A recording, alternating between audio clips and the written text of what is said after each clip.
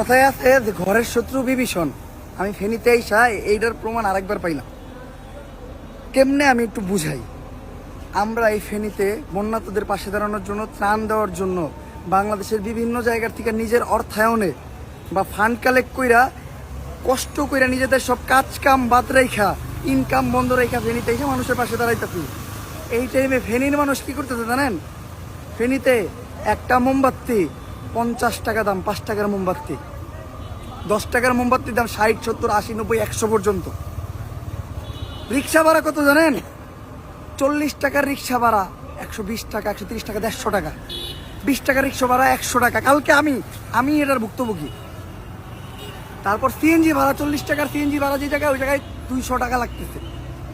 প্রত্যেকটা জিনিসের দাম বেশি, চাউলের দাম বেশি, মানে আপনি কি কিনবেন, গ্যাস লাইট ম্যাচ সব কিছুর দাম বেশি।